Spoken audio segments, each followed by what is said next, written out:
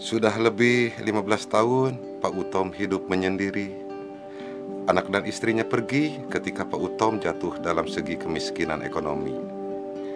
Hartanya habis, koredas, terkuras buat modal saat dulu Pak Utom menyalonkan diri jadi calon anggota legislatif.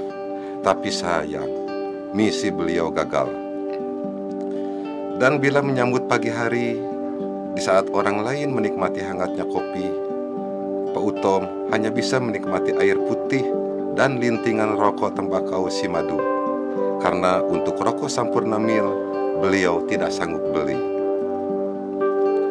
Kini, untuk menyambung hidupnya, Pak Utom menggeluti usaha dari memulung, mengais rejeki dari sisa-sisa sampah yang dibuang orang. Tak hanya cangkang aqua gelas, kardus dan plastik pun ia pungut asal masuk nominasi untuk dijual ke bandar rongsokan. Kecuali sampah pempes dan celana dalam bekas.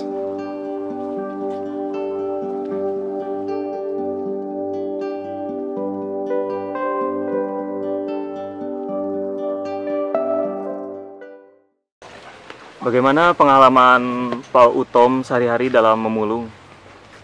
Ya, kalau dalam memulung mah gimana ya? Pokoknya segala suka duka ada deh di situ. Tapi ya saya jalani aja lah. Ya kalau kesan-kesannya sih dalam memulung itu begitulah, banyak sedihnya gitu. Kalau bagi saya mah memulung yang penting asal buat nasi aja. Saya sudah alhamdulillah gitu kan. Jauh-jauh buat ini kah yang beginian paling kan cuma buat sekedar beli nasi.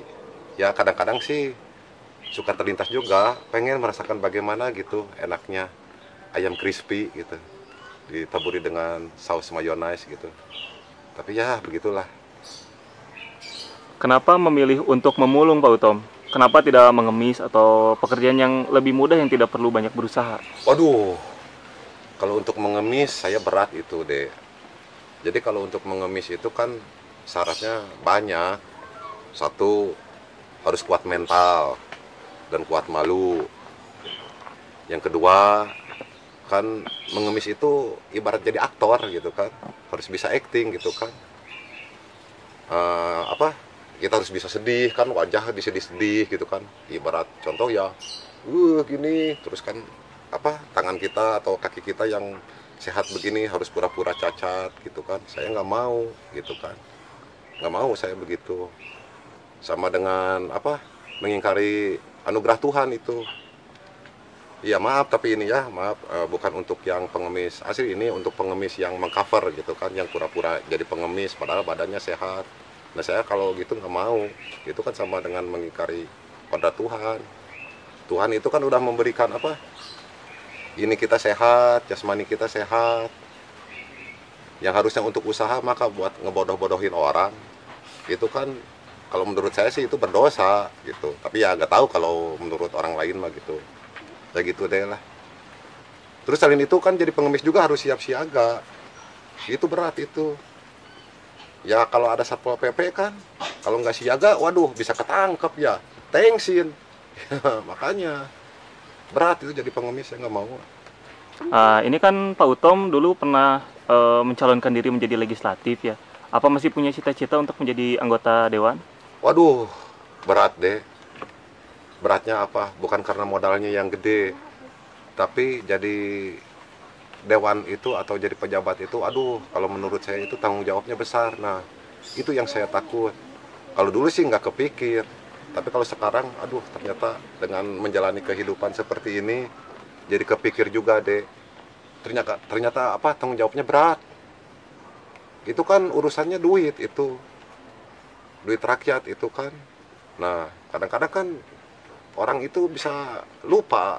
Orang yang pintar pendidikan, pintar agama juga suka lupa kalau udah urusan duit, main sikat aja. Sedangkan itu kan nanti ada pertanggungjawabannya di hadapan Tuhan nanti kalau kita udah meninggal. Makanya saya takut, mending gini aja lah, syukuri. Yang penting mah selama di negeri ini masih banyak orang buang sembarangan, saya sebagai pemulung ya bersyukur juga sih. Itu kan lumayan sampah-sampahnya saya pulungin gitu deh. Ya kan di negara kita kan gitu budayanya. Orang-orangnya kan masih suka buang sampah sembarangan. Jangankan sampah, orok juga dibuang sembarangan deh. Ya gitulah. Dengan segala kesusahan dan dalam keletihannya, Pak Utom selalu menyempatkan waktu untuk bersujud kepada Ilahi sebagai bentuk rasa syukur dan terima kasih atas rezeki yang telah diberinya dan ia nikmati selama ini. Karena bagi Pak Utom, mengeluh dan putus asa itu bukan solusi, tapi malah menambah beban masalah dan bikin frustasi.